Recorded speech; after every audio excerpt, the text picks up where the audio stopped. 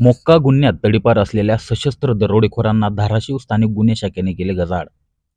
पुणे जिल्ह्यातील मोक्का टोळीचा प्रमुख विनोद शिवाजी जामदरे वय 35 वर्षे हा व त्याचे 4 साथीदारांसह येरमाळा पोलीस ठाणे हद्दीमध्ये शस्त्रासह दरोडा टाकण्याच्या तयारीत असल्याची गोपनीय माहिती स्थानिक गुन्हे शाखा धाराशिव यांना दिनांक 20/5/2024 रोजी रात्रीच्या सुमारास मिळाली होती। सदर माहितीच्या आधारे पोलीस अधीक्षक अतुल कुलकर्णी व अप्पर पोलीस अधीक्षक गौहर हसन यांच्या मार्गदर्शनाखाली स्थानिक गुन्हे शाखेचे निरीक्षक वासुदेव मोरे, शौकत पठाण, प्रकाश अवताडे, जावेद काजी, फरहान पठाण, सुभाष चौरे हे येरमाळा परिसरात रात्र गस्तीसाठी रवाना झाले होते। रात्र गस्त करत असताना दिनांक 21 रोजी रात्री 1 वाजेच्या सुमारास चोराखळी शिवारात धुळे सोलापूर राष्ट्रीय महामार्गावर हॉटेल कामत परिसरात आले असता या ठिकाणी 5 संशयित इसम त्यांना दिसून आले। विचारपूस केली असताना पोलीस पथकाची चावल लागतात ते अंधाराचा फायदा घेऊन पळून जाऊ लागले। त्यांचा पाठलाग करून 5 पैकी 3 इसमांना ताब्यात घेतले असून 2 इसम तेथून पळून गेले। घटनास्थळावर बारकाईने पाहणी केली असता तिथे एका गावठी पिस्टलची मॅगझिन मिळून आली, तसेच नमूद 3 इसमांच्या हातामध्ये एक कत्ती व एक कटावणी मिळून आली। यावरून सदरचे इसम हे दरोडा टाकण्यासाठी आले असल्याची खात्री झाल्यानंतर स्थानिक गुन्हे शाखेने त्यांना ताब्यात घेऊन पोलीस ठाणे येरमाळा येथे जमा केले आहे। पळून गेले तर मग रात्रीच्या अंधारात आम्ही पाठलाग केला त्यांचा, त्यातले 3 मिळाले। तर तिघांचे नाव जर विचारले तर त्यांनी सांगितले, एकाचं नाव विनोद जामदारे सांगितलं आणि बाकीचे दोघांची नाव बाबासाहेब भायगुडे आणि तिसऱ्याचं नाव गणेश मस्कर। आणि जे 2 पळून गेले होते त्यांची नाव विचारले तर त्यांनी सांगितले की आकाश गाडे आणि समाधान आगलावे।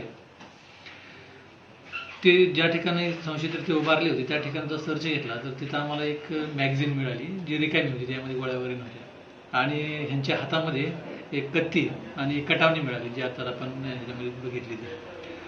ते तिसऱ्या बाकीच्या दोघांचा आम्ही शोध घेत होतो।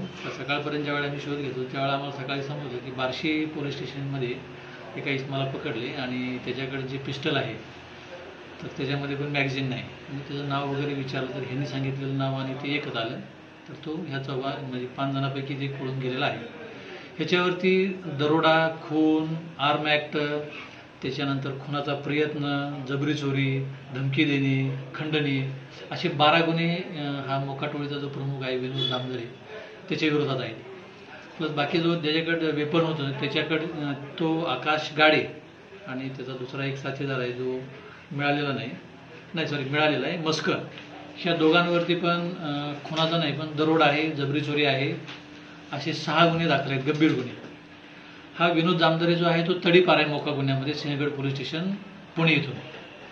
आणि कालच्या 8 मेला तिकडून तडीपार केल्यानंतर आपण त्याला पुणे आयुक्तालय, पिंपरी चिंचवड आयुक्तालय आणि पुणे जिल्हा इथून तडीपार केलेला आहे 56 कलम अन्वये आणि तो सध्या 8 मे पासून आपल्या आंबी पोलीस स्टेशनच्या हद्दीमध्ये राहतोय। तर काल येणार होता अशी माहिती मिळाल्यावरून ही आपण सगळे प्रोसेस केलेली आहे। तर ह्याच्यामुळं बाकीच्या पण आरोपींवरती जरा थोडा इफेक्ट होऊन जे काही मालमत्तेचे गुन्हे होणार आहेत त्याला थोडाफार आळा बसेल असं वाटतं। आपल्या इथं जे गुन्हे घडत आहेत त्यात त्यांचा हात आहे का, तसं काय माहिती? आपल्या इथं ह्यांचं मेनली ॲक्टिव्ह जे काय म्हणजे गुन्हेगारीचं हे आहे एरिया आहे तो मेनली पुणेच आहे। हे राहणारे आपल्या हद्दीतलेच आहेत, म्हणजे ह्यांचं मूळ गाव जे आहे इथलंच आहे, परंतु मागच्या 25, 30, 35 वर्षापासून ते पुण्यालाच तिकडे स्थायिक झालेले आहेत।